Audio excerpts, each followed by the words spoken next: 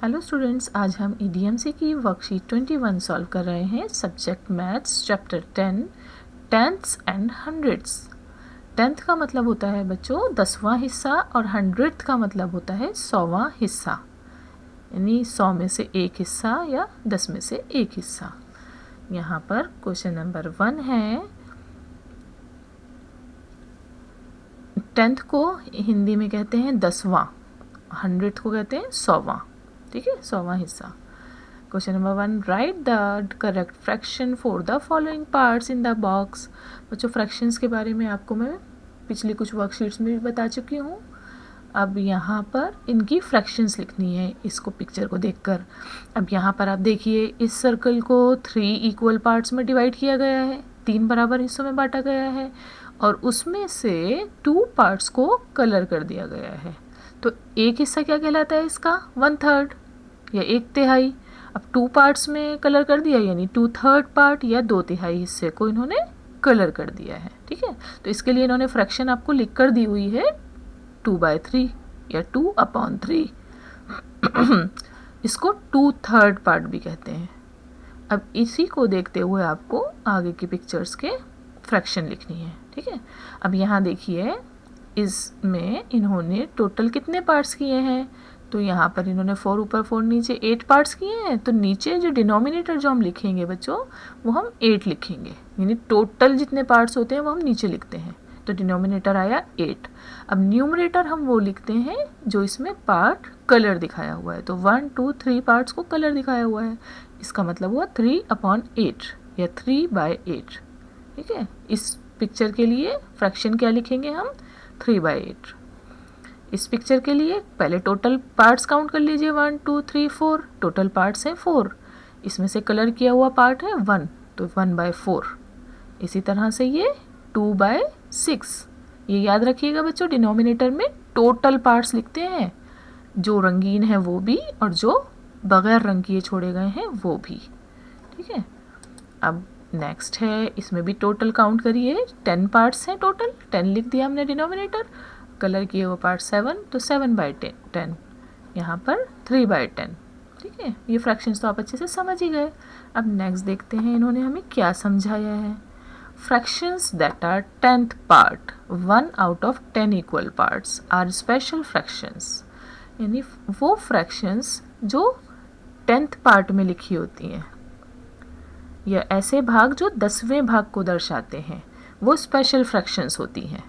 यानी 1 out of 10 equal parts, 10 में से एक हिस्सा या 10 में से 2 हिस्से, 10 में से कुछ हिस्से जो होते हैं वो ख़ास तरह की फ्रैक्शंस होती हैं। These numbers can be written in the form of decimal as well. उनको हम डेसिमल या दशमलव में भी लिख सकते हैं। ठीक है, तो decimal is represented by a dot. Decimal को किस तरह रिप्रेजेंट करते हैं, कैसे दर्शाते हैं हम? एक डॉट से। For example, fraction 3/10 can also be written as 0.3 in decimal form and we read it as 0.3। जैसे कोई हमारे पास एक फ्रैक्शन है 3/10, इसको हम अगर दशमलव में चेंज करना चाहें तो हम लिख सकते हैं 0.3 या 0.3। ठीक है, इसको दोनों तरह से पढ़ सकते हैं हम, 0.3 या 0.3, और हिंदी में इसे पढ़ेंगे 0.3, 0.3, दोनों तरह से। अच्छा बच्चों, 3/10 में ही देखिए कितने ज़ीरो, 10 में कितने ज़ीरो हैं? 1 ज़ीरो है ना, तो इसका डेसिमल इसलिए 1 डिजिट के इधर लगा हुआ है, ये ध्यान रखिएगा। अब हम इसका फर्स्ट क्वेश्चन सॉल्व करते हैं, सेकंड क्वेश्चन सॉल्व करते हैं। Write the following fractions in decimal form. दी हुई फ्रैक्शंस को डेसिमल फॉर्म में लिखिए, दशमलव नंबर में लिखिए। 9/10 इज इक्वल टू 0.9। ठीक है, तो 9 के इधर डेसिमल आ गया। 3/10 0.3, 7/10 0.7। 0 यहाँ पर इसलिए लगाया ताकि ये हमें पॉइंट या डेसिमल दिख जाए। ये बहुत छोटा सा पॉइंट होता है, ये अगर इसके इधर कोई नंबर नहीं लिखा, खाली छोड़ा, तो ये पॉइंट हमें दिखेगा नहीं, वरना यहाँ इस 0 की कोई, यानी यहाँ कोई भी पूर्णांक नहीं है, होल नंबर यानी पूरा नंबर कोई भी नहीं है। 10 में से 9, ठीक है, तो ये 10 में से 9 हिस्से हैं, यहाँ पर कुछ भी नहीं है पूरा नंबर। इसी तरह से 1/10 0.1, 8/10 0.8, 5/10 0.5। जैसे मान लीजिए एक पिज़्ज़ा खाना है आपको और आप 10 दोस्त हैं, तो आपने उस पिज़्ज़ा के 10 हिस्से कर दिए। अब 2 टेबल पर दोस्त मिलकर बैठे हैं, तो आपको 10 में से 5 हिस्से एक टेबल पर अगर दे दिए जाएं तो आपको पिज़्ज़ा का कितना पार्ट मिला? आप उसको कहेंगे या तो 5/10 या फिर कहेंगे 0.5। ठीक है, अब हम नेक्स्ट क्वेश्चन देखते हैं। The given box is divided into 10 equal parts, colour as instructed below. तो यहाँ पर आपको एक खाली बॉक्स दिया हुआ था ये, और जिसको 10 इक्वल पार्ट्स में डिवाइड किया हुआ था। यहाँ पर ऐसे करके ये 10 बॉक्सेस दिख रहे थे। ठीक है, प्लेन। अब फर्स्ट क्वेश्चन है कलर 1/10 पार्ट विद रेड। इसका 1/10 यानी 10 में से एक पार्ट। ठीक है, 1/10 पार्ट विद रेड, तो इसका मैंने 1/10 यानी 10 में से एक पार्ट को मैंने रेड कलर कर दिया। Second colour 0.2 part with yellow. अब यहाँ पर आपको 0.2 का मतलब हम इसे पहले फ्रैक्शन में चेंज करते हैं। यहाँ इन्होंने लिखने को नहीं कहा इसे फ्रैक्शन में, तो आप ओरली सुन लीजिए इसको। 0.2 को हम लिख सकते हैं 2/10। ठीक है, यानी 10 में से 2 हिस्सा, तो 10 में से 2 पार्ट्स को हमने येलो कर दिया। अब colour 0.5 part with green. 0.5 part को हम 5/10 भी लिख सकते हैं, यानी 0.5 का मतलब है 5/10 हिस्सा, तो 10 में से 5 हिस्से हमने ग्रीन कर दिए। What part of the box is left uncoloured. अब बिना कलर किया हुआ या अनकलर्ड पार्ट कितना बचा? आपको पता है ना, ये 10 में से 2 पार्ट बचे, तो इसको हम 2/10 लिख सकते हैं। तो यहाँ मैंने लिख दिया 2/10। इन्होंने लिखा right in both fraction and decimal, दोनों में लिखना है, फ्रैक्शन में भी और डेसिमल में भी। तो 2/10 इज इक्वल टू भी लिख सकते हैं बच्चों, या फिर आप यहाँ पर और भी लिख सकते हैं, और यानी 2/10 और 0.2। मुझे उम्मीद है ये आपको 10th पार्ट को कलर करना अच्छे से समझ आ गया होगा। ठीक है, ये 1/10 है, ये 2/10 है और ये 5/10 है, यानी 1/10, 2/10 और 5/10। और बचा कितना इसका? 2/10, 2/10 या 2/10। नेक्स्ट देखते हैं question number 4। Each strip of the same box is divided into 10 more small boxes. Same ऊपर वाला बॉक्स इन्होंने नीचे बनाया, लेकिन उसकी हर एक लाइन को और 10 हिस्सों में बांट दिया। पूरे बॉक्स को 10 लाइंस में डिवाइड किया था इन्होंने, 10 लॉन्ग स्ट्रिप्स में। अब हर स्ट्रिप को इन्होंने 10 और छोटे बॉक्सेस में ऐसे ऐसे करके यहाँ पर डिवाइड कर दिया इन्होंने। हर एक बॉक्स को 10 स्मॉल बॉक्सेस में डिवाइड किया। Observe and answer the following questions. अब देखिए ज़रा, the big box is divided into dash equal small boxes. अब बड़ा बॉक्स कितने बराबर बॉक्सेस में, छोटे बॉक्सेस में बांटा गया है? तो ये आप काउंट कर लीजिए। इधर एक लाइन में 10 है और ये 10 लाइन्स 10 है इधर भी, तो 10 10 से 100। आप 1 by 1 भी काउंट करेंगे तो ये 100 है। ठीक है, कैन वी से 1 स्मॉल बॉक्स इज 1/100 या 100th part of the bigger box? क्या हम कह सकते हैं कि ये जो एक बॉक्स है ये पूरे बॉक्स का 1/100 हिस्सा है, या इसको 1/100वां या 100th पार्ट भी कह सकते हैं? यस, हम इसको 100th पार्ट कहेंगे, 1/100वां हिस्सा, यानी 100 में से एक हिस्सा। Number 3, colour 15/100 with blue. अब इन्होंने इंस्ट्रक्शंस दी हैं कलर करने के लिए।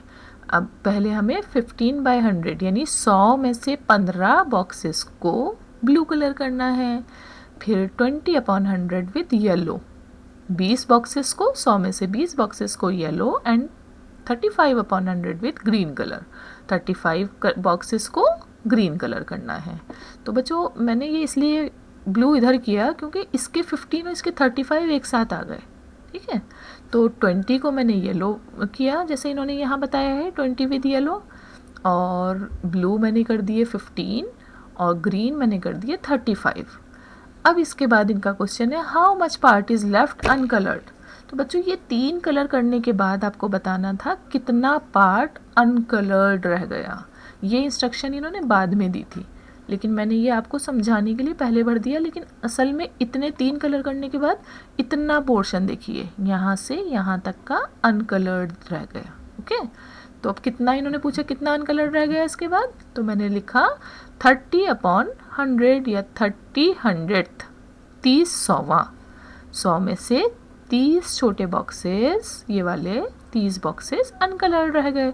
इसको हम डेसिमल में लिख सकते हैं 0.30। ठीक है। 5th क्वेश्चन है कलर 0.27 विद ऑरेंज। अब इसमें से जितने बॉक्सेस बचे हैं उसमें से 0.27 को ऑरेंज कलर करना है। Right it in the fraction form, और उसको फ्रैक्शन फॉर्म में भी लिखो। यहाँ इन्होंने यहाँ पर ये तो लिख दिया कि 100 पार्ट है, लेकिन ऊपर का पार्ट हमें खुद लिखना है। तो 0.27 को जब हम फ्रैक्शन में चेंज करेंगे तो ये आ जाएगा 27/100, यानी 100 में से 27 हिस्से।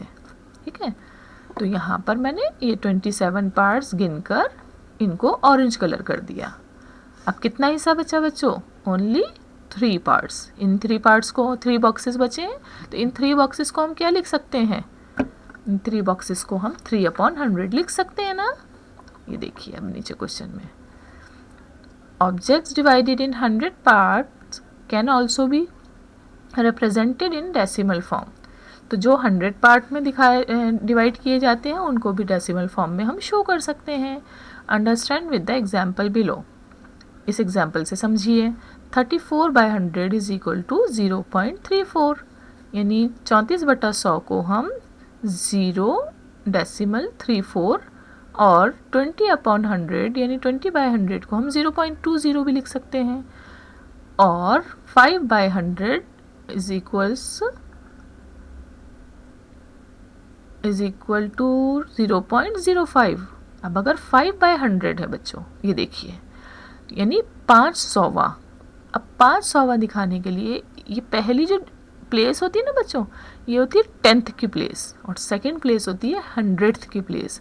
अब यहाँ 500th है, तो अब हम उसे 10th की प्लेस पे तो रहने नहीं दे सकते। जब इसका घर ये है तो इसे इसको 10th के घर में ही पहुँचाना पड़ेगा। अब इसको 100th के घर में पहुँचाना पड़ेगा। जब हमने इसको 100 के घर में पहुँचा दिया, अब ये 10th का घर बिल्कुल खाली है, तो इसके यहाँ पर हमने यहाँ 0 बना दिया। ठीक है, तो ये बन गया 0.05। जब नीचे 2 0 हो यानी 100 हो, तो यहाँ पर डेसिमल राइट हैंड से हम काउंट करेंगे 1 और 2, तो 2 डिजिट्स के बाद ही डेसिमल लगता है अगर नीचे 2 0 हैं। और अगर नीचे 1 0 है तो ये सिर्फ 1 के बाद डेसिमल लगता है, 0.5 हो जाता। ठीक है, कैन वी राइट 0.20 एज 0.2? क्या हम 0.20 को 20/100 में 0.2 भी लिख सकते हैं? येस वी कैन राइट, हाँ हम लिख सकते हैं 1 0, क्योंकि ये जो 100th की जगह पर जो 0 है इसको हम हटा देंगे तब भी इसकी वैल्यू वही रहेगी, इस 2/10 बन जाएगा ये फिर।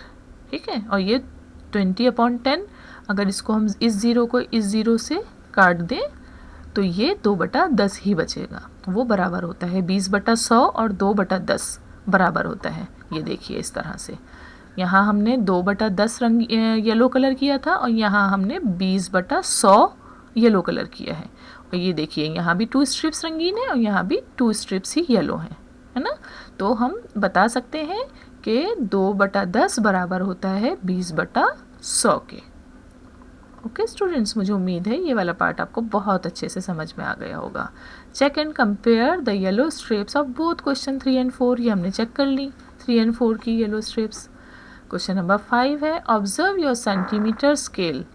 आप सभी के पास सेंटीमीटर स्केल है, उसको अपने हाथ में लीजिए, उसको ध्यान से ऑब्जर्व करिए, देखिए। Between each centimetre mark you can observe 10 division markings, is it there? देखिए ये आपका सेंटीमीटर स्केल है। अब यहाँ पर ये 0 लिखा हुआ है फर्स्ट लाइन पर, यहाँ लिखा हुआ है 1, यानी यहाँ से यहाँ तक 1 सेंटीमीटर, फिर आया 2 3। अब क्या सेंटीमीटर के बीच में आपको ये छोटे छोटे लाइंस दिख रही हैं? इनको हम कहेंगे मिलीमीटर। ठीक है, इज इट देयर? क्या है वहाँ पर छोटे lines? Yes, it is to measure in millimetres. तो जब हमें कोई चीज़ मिलीमीटर्स में मेजर करनी होती है, नापनी होती है, तो हम छोटी लाइंस का प्रयोग करते हैं। To measure smaller objects we use millimetre. 1 millimetre is 1/10 of a centimetre.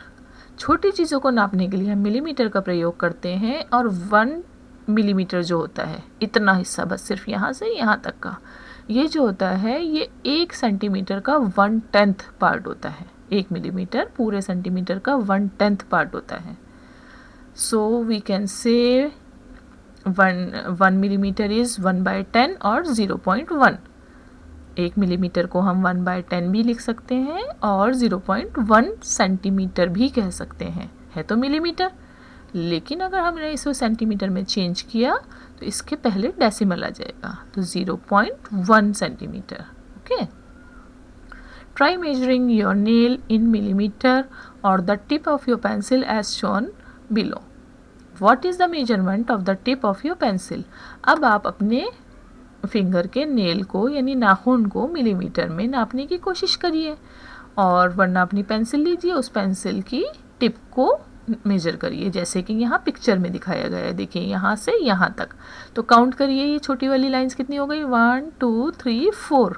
तो यहाँ 4 मिलीमीटर लिखेंगे, सेंटीमीटर नहीं। देखिए सेंटीमीटर तो यहाँ से यहाँ तक आ जाएगा, तो 4 सेंटीमीटर की नहीं है टिप ऑफ द पेंसिल की नोक, सिर्फ 4 मिलीमीटर की है। ओके, और पूरी पेंसिल की क्या लेंथ है, 0 से स्टार्ट करते हैं ना, 0 से मिलाकर रखा हुआ है हमने। पूरी पेंसिल की लेंथ है 6.4, यानी 6 सेंटीमीटर एंड 4 मिलीमीटर एक्स्ट्रा है। Length of the pencil is 6 centimetre and 4 millimetre. We can also write it as 6.4 centimetre. 6 यही लिखा इन्होंने, इसे हम कैसे पढ़ेंगे, 6.4 सेंटीमीटर।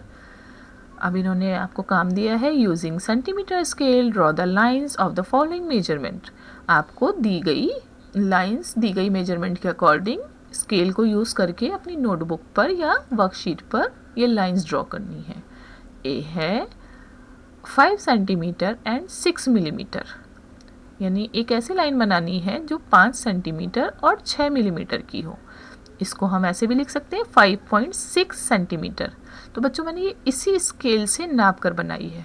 आपको मोबाइल में, कंप्यूटर में, लैपटॉप में जहाँ आप देखोगे ये एग्जैक्ट साइज़ नहीं दिखेगा, लेकिन आप इस स्केल की सहायता से नहीं बनाएंगे, आप सिर्फ इससे हेल्प लेंगे और अपना एक्चुअल जो आपके हाथ में स्केल है उसके साइज़ से बनाइएगा 5.6।